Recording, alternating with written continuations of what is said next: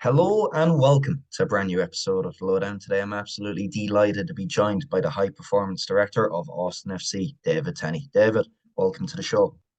Thanks for having me on, Connor. It's a pleasure. Dave, as we begin with everyone, and you're no different, could you please bring us through your earliest football memory? My earliest football memory. My earliest football memory is probably the days of the old Washington Diplomats in DC, being able to see Johan Cruyff play as a very very small kid in RFK Stadium, back in probably 1980, I think, around then. And my first memory watching Johan Cruyff play against the New York Cosmos with a full sold out RFK Stadium, which I think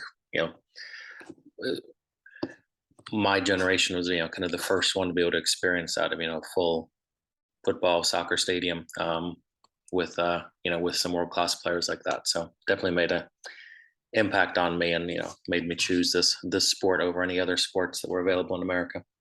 So it sounds as much that's a memory which you reflect on often. Um, no, like I probably have not thought about that for a couple of years until you just said that. But I mean, clearly impactful.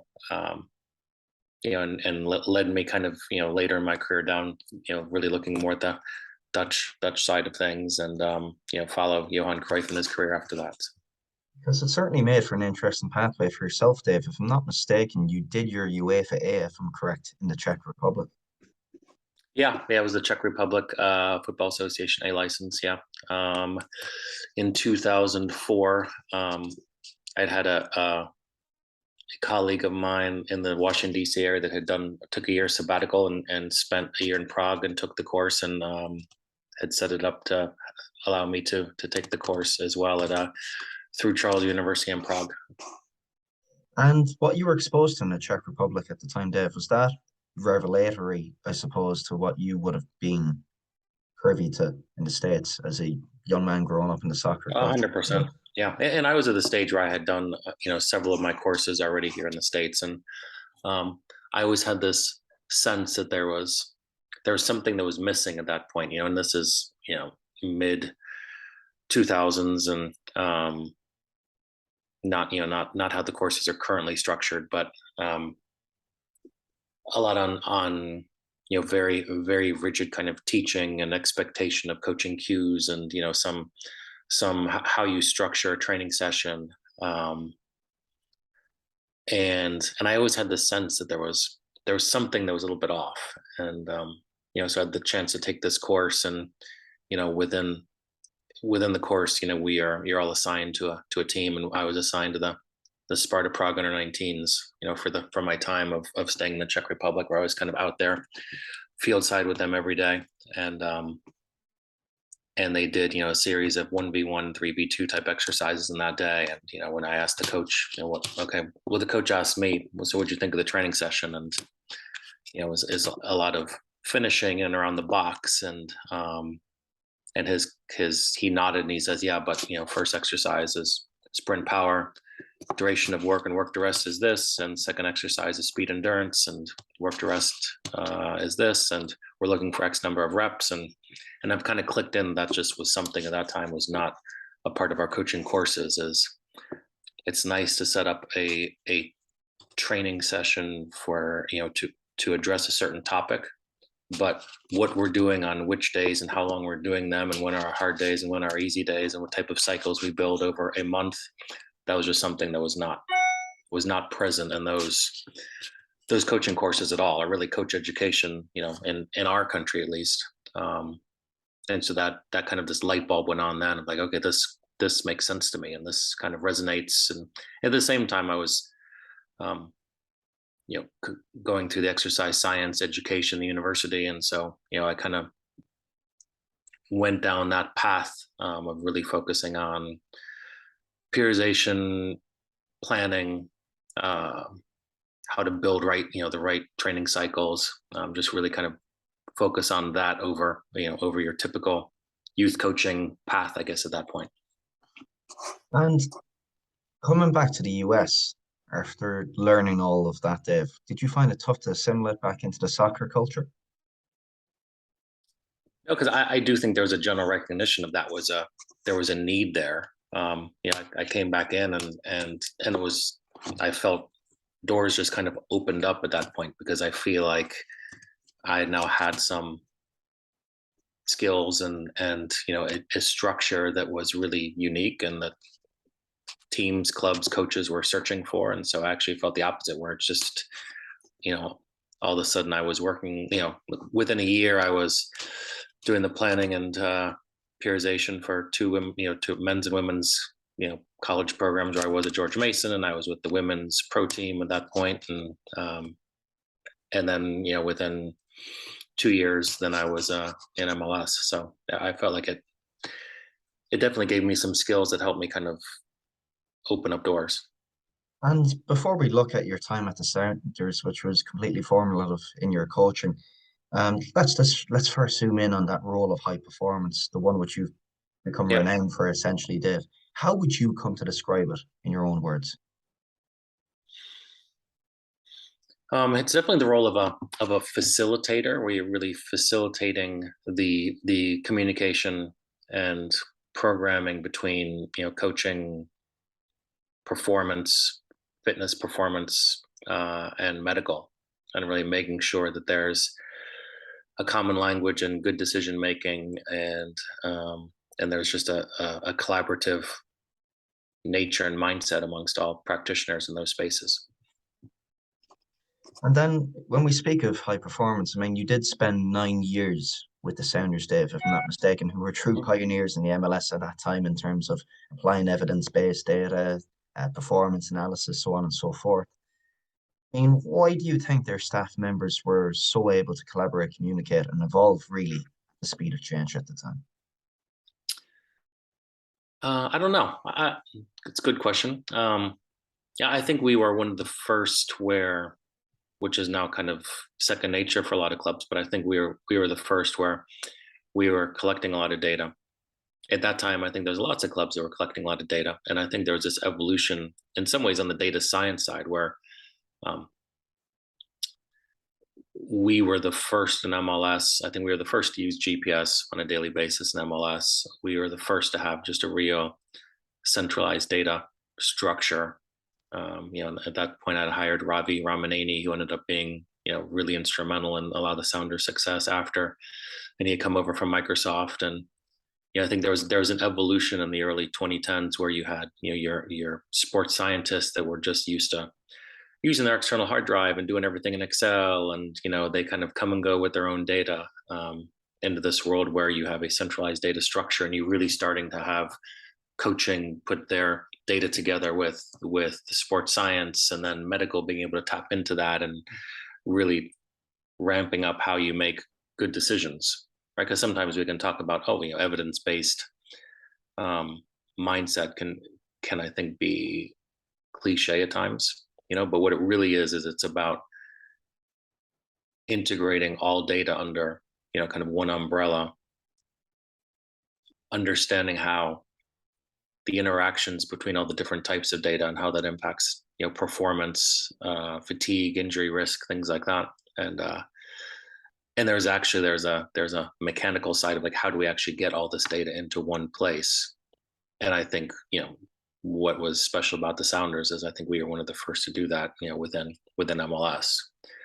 And that just, I think, helped us elevate not just how we play and train, but then how we scout as well. And that's one of the things that, Ravi had brought to the Sounders then, was this layer of data and decision making on the scouting side that had not previously existed. So, And I'm sure with these things, Dave, I know with Dave and myself, it can go down quite a rabbit hole at times. But I mean, you guys were quite purposeful with the application of that throughout your tenure. One of the rules, which I've heard you speak about in the previous podcast before, was that you had an 80-20 rule. For those of which, including myself, that don't know too much about it, could you please inform us a bit more as to the nature of that? yeah, I think it's everyone has their, kind of creates their way of seeing things. And I think what you want to avoid as a coach or practitioner is using data, information, or any sort of information you're bringing in, um, thinking that you've got a process and then going on autopilot and just doing that year after year after year, right? So in the space we live in sports science, you're always getting bombarded with new technologies. You're always, even from a budget side, I mean, MLS does not have unlimited budget, so you're always thinking about what the next technology you might get to help you answer the questions you want to answer. And I think generally you always have this intuition that you've got certain data sets that you think will be very informing to you in decision making. But I think if you're really open to the process, you should attempt to throw out about 20% of what you do every year, because I think we all reach points where I'll talk to our data science people and say, hey, like we want this visual. This was really going to tell us something. It might be distance covered in a certain velocity band, or distance covered in attack versus defense, and you'll have these ideas of what will inform you a little bit better on what the team is doing actually on the field. And then you reach a point 2, 3, 4 months down the road where you think, I thought that was going to give me like some really good insight, but it's actually not. I need to pull that out. Saying that 80-20 rule is purposefully pulling out 20% of how you see things every year and trying to inject something new in there that will allow you to get some insights that you wouldn't otherwise have. Because I think if you stay in the business a long time, it's so easy to get stagnant. It's so easy to be stale and just do the same things you did the year before. And I think that kind of trying to live by that 80-20 rule pulls you out of that. And that seems something that you actually live by, because even in preparation for this podcast, Dave, I see that you've just finished a PhD this year, which we'll speak more about later, but you're even doing another course now on tactical periodization. I mean, is that 80-20 rule inextricably linked to you and your own staff members' own self-development within an institute? Yeah. I mean, I don't think I've thought about it like that, but I think, certainly it goes for ourselves as much as, the data you collect inside a club of coaches have such a level of bias. I think at times, like we're all humans, not even just coaches. Humans are just biased individuals, and it's really important that you continue to challenge your own belief system. Sorry about that, a dog there. So it's important that that don't. If a lot of times with the coach, if something works a certain time, that's their go-to forever, right? And I think that it's important to weed that out and just question, do I think, am I biased when I'm seeing things in a certain way? And so this constant education, I think, helps you reevaluate your belief system.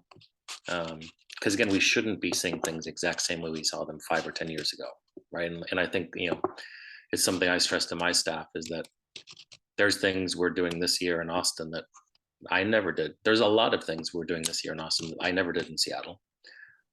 There's a lot of ways we're looking at measuring training, very different from what we did in Seattle. And I think that's really important, because I think that you should have this kind of slowly evolving system that you utilize, to work on a daily basis. And that seems very much akin to groupthink. And I know one of the things, according to a previous Harvard Business Review before, was that one of the characteristics of high performing teams is having that cognitive diversity. Do you think we're doing enough of that within the soccer sphere? No, not at all. It's interesting. I was actually in our tactical periodization course this week. We were discussing that in our WhatsApp group. This concept of cognitive diversity, and I was lucky. Within my PhD, I actually spent a fair amount of time reading a lot of research on cognitive diversity, and and I think it starts with as a coach, practitioner, manager within an organization, who are you hiring, right? So I think, who are you surrounding yourself with? And I think the challenge is oftentimes, if we're not really secure about our position in clubs, we can hire people that we know, people that we like, and oftentimes think very similar to we do. And that gives us a sense of security in an organization because we're surrounding ourselves with people we like and trust and all that. But oftentimes those people don't always challenge you.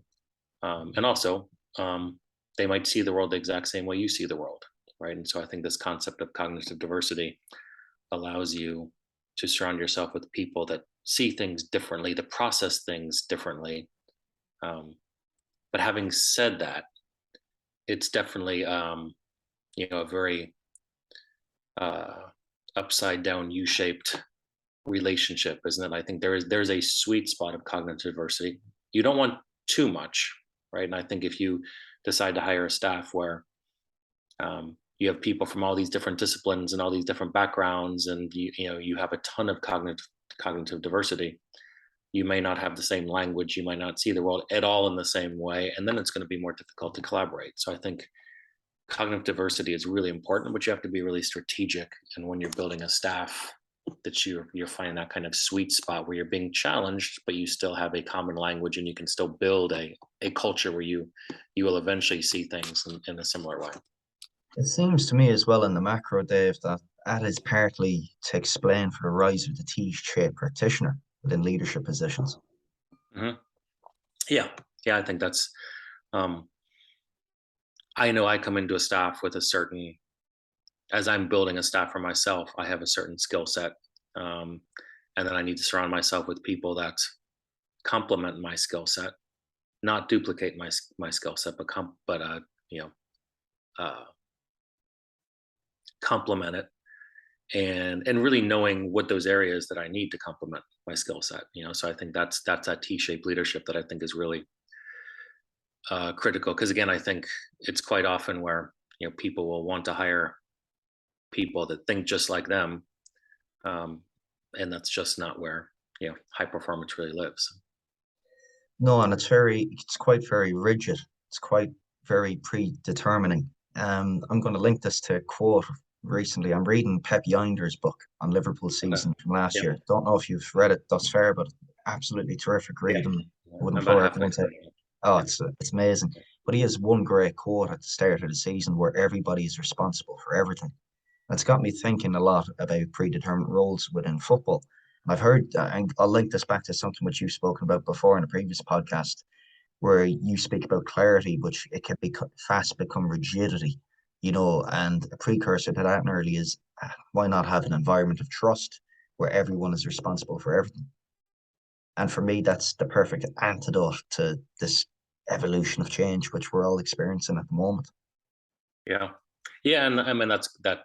If you go back to the cognitive diversity side, um, the problem with being overly diverse too far to that side of the spectrum is then you can have a lack of trust, right? So you have to be able to see enough of the world in the same way that you will naturally have a level of trust.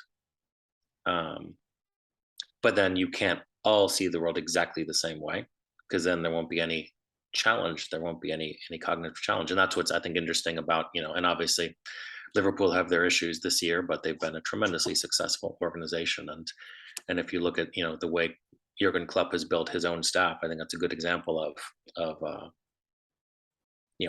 a level of cognitive diversity where they have obviously Pep Lenders has come in, and then they brought with him Vitor Matos, who's from the tactical periodization school, who's subtly different than Pep, because obviously Pep is Dutch, but he was, in Porto, and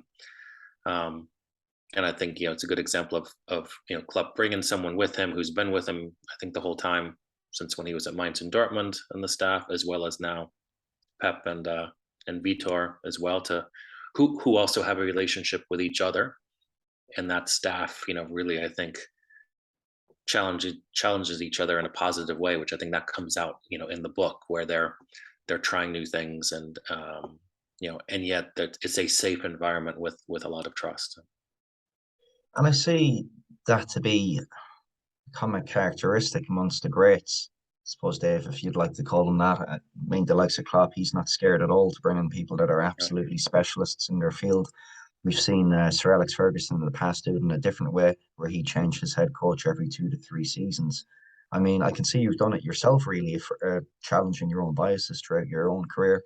first of all moving off to Europe, then coming back, and you took a break out of soccer for a while. You went into the NBA with Orlando Magic. I Yep. mean, how formative a time was that experience outside of soccer? Yeah, I mean, it was challenging. I don't know how formative it was. I mean, it was challenging in a really positive way. It was to go into such a different sport. And again, I had been at the Seattle Sounders, was my ninth year in Seattle, and we had won MLS Cup, the year prior, um, and Seattle is a great organization, and they treated me so well. But I also just had the urge to try to build something in a totally different environment. And interviewed with the Orlando Magic, and their general manager, president Jeff Weltman. I just was really impressed with, and really wanted to work with him, um, and really challenge myself to work in the NBA.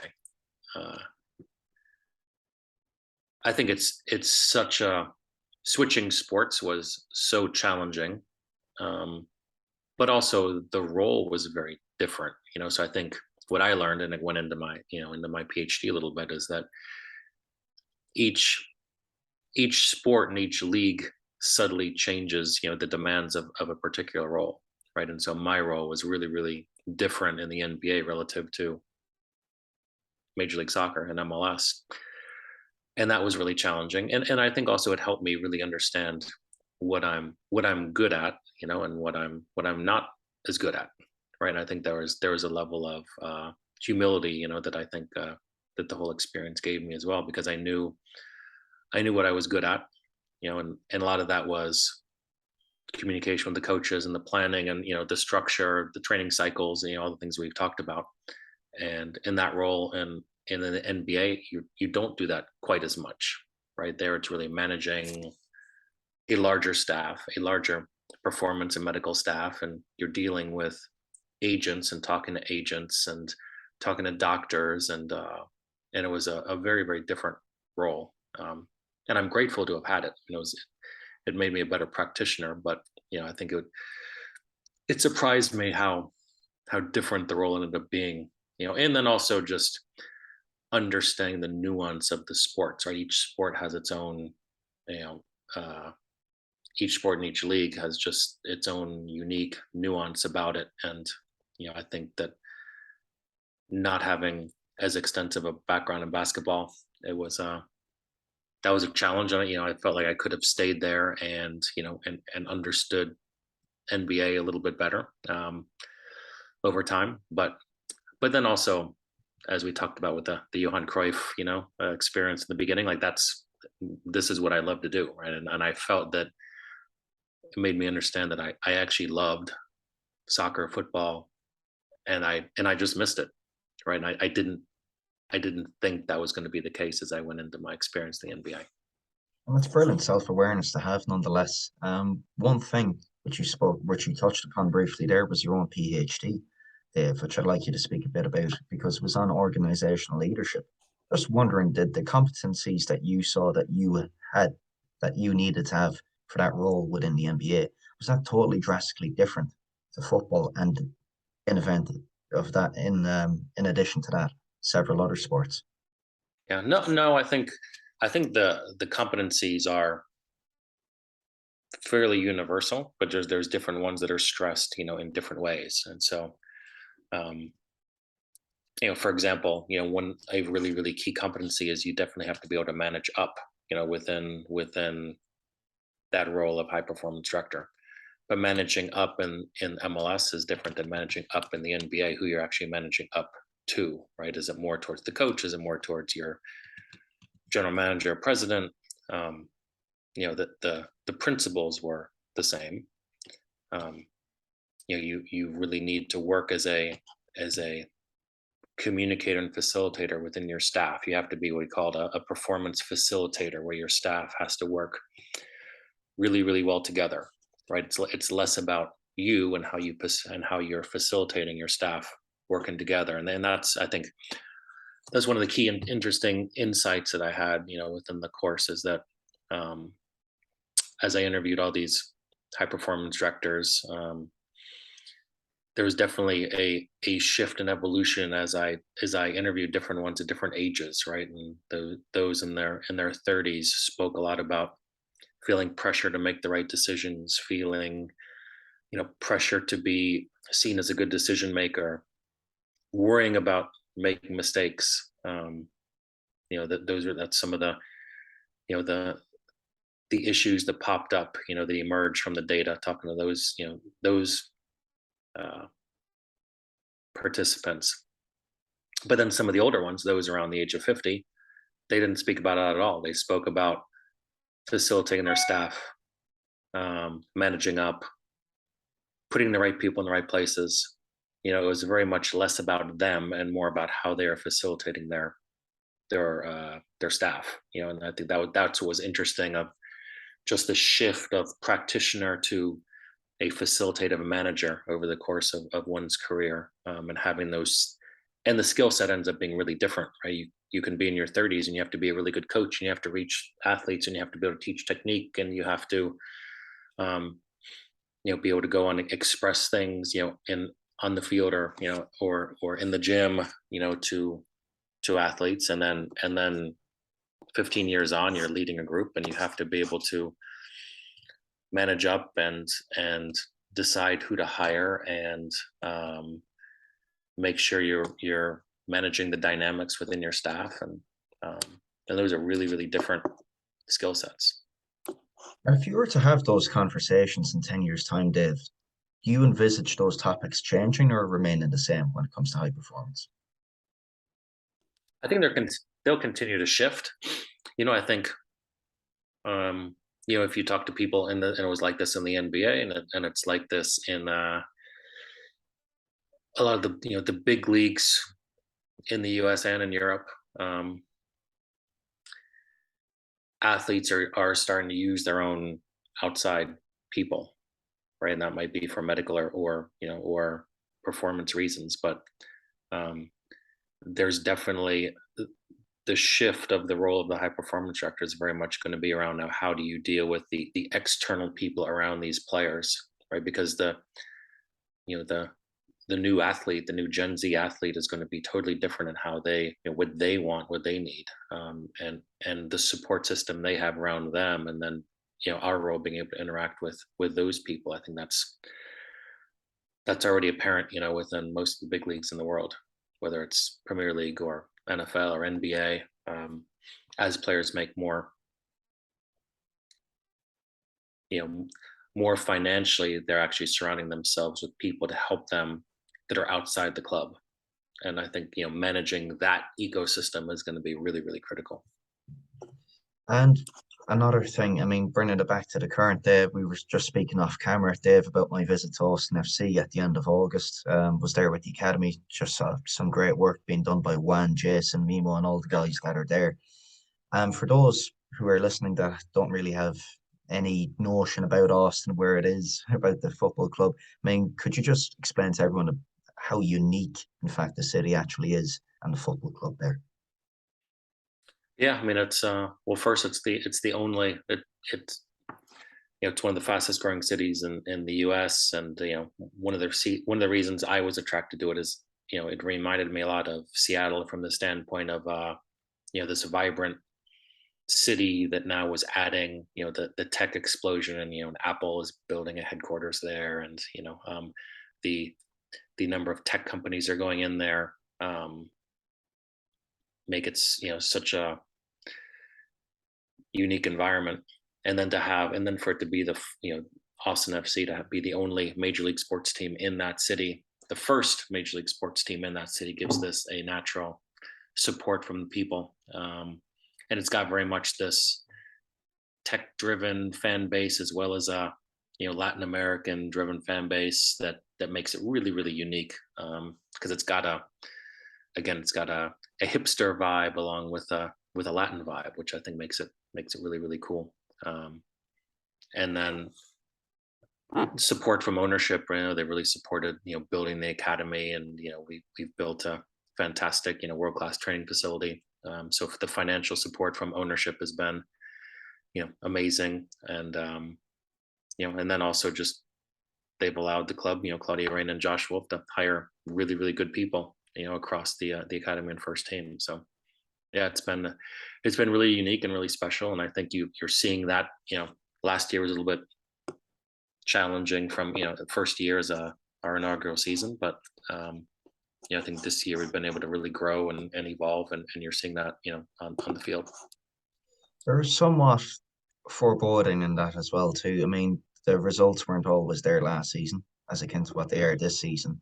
But I've heard people speak about Austin's progress. I mean, people have not been surprised to see the results and the performances this season. They see it as part of the sustainable growth. There doesn't really seem to be any ceiling on what that football club can achieve in the coming few years. If I was to ask you a question, if you were able to disclose, I mean, reflecting on the 80-20 rule this year, I mean, what have been the changes that you've seen this season within the camp? That we made from last season, this season? I mean? Yeah. Yeah, I mean, I think one of the other challenges I didn't speak about was that it is hot. It is tremendously hot, and I don't know I forget what month you're in, but I imagine you could feel, some of that heat as well. And and I think we definitely came in with some preconceived notions about how we were going to train and manage the group, through the climate here.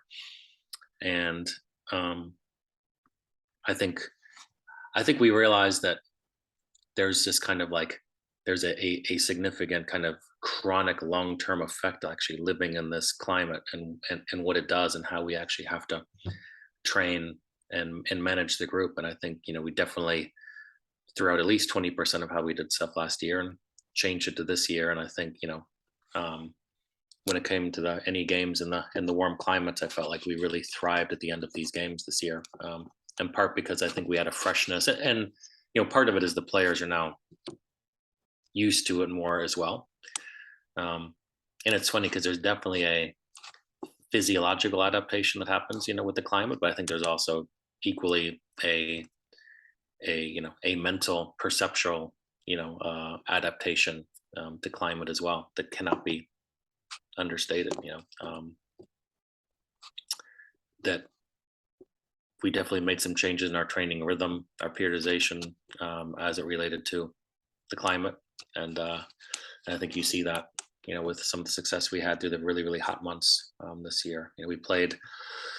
We lost to LA Galaxy on May 30th before the international break, and then we came back, and I think we played in Montreal July 17th, maybe something like that, and no, sorry, June 17th, and then I think we won 7 of 8, June, July, August, through some of the warmest months of Austin, and I think that's a credit to the coaches also being open to changing how we're doing things and evolving our processes as well.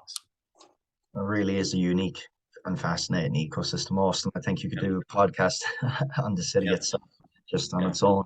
But as we bring this podcast to close, Dave, I mean, it's been hugely informative for myself and rather insightful just to hear some of the processes and routines which you guys practice at Austin, and to hear of your earlier career to date. But I mean, if we are going to close, what would be the one piece of advice you would have for those who are wishing to thread a similar path to yourself? I mean, I guess my first thought is don't try to. I think that it's funny. One of the things that came out of my studies, and there's a professor academic in Australia, Carl Woods. And so Carl Woods is in Melbourne, and he's done a tremendous amount of studies on complex systems and kind of transdisciplinary effect concepts in pro sports, right? And so I'm this big believer in this kind of transdisciplinary, right? You have multidisciplinary, which means you have a organization with multidisciplines. You have a interdisciplinary, which means that there's some level of interaction between all the disciplines within an organization. And then I think you have transdisciplinary, which really is you want something to develop and evolve that's never been there before, right? And so how do you operate an organization in a space where you're allowing these new roles to develop that have never developed before? And I mean, my role And I say that because 15 years ago, the role that I have now didn't exist. So when I entered MLS 15 years ago, my goal was not to be a high performance director in MLS, because actually those roles don't exist. And there's probably a good chance that 15 years from now, my role will be totally different than it is now. Right. And so it's more about understanding where the sport is going, and where elite sport in general is evolving to. And I think that um, there's got to be some level of kind of an interdisciplinary understanding that does become transdisciplinary, and that it's something that doesn't exist. And that could be something between um, medical and performance. It could be some sort of rehab type specialist that doesn't currently exist. One of the pieces that came through in my studies was with a NFL performance director that talked about, he sees that these specialists in different areas of rehab, that could be performance, they might be medical, it doesn't really matter, that's what he's out searching for. And so I think that's what I would say is like, don't if you're a young practitioner, don't aim to get my role now, because my role now is going to be different now than it's going to be in 5 years, right? So you really have to try to figure out how everything's going to evolve and what the new demands of my role are going to be 3, 4, 5 years from now. Some very eye-opening advice, and I think it's necessary to hear. It's very much the finish line with no end, isn't it? Yep, The football industry as a whole. But Dave, it's been an absolute pleasure to finally get you on the show. Hope you enjoyed it as much as I did, and best of luck for the upcoming playoff campaign ahead. for sure. I appreciate it.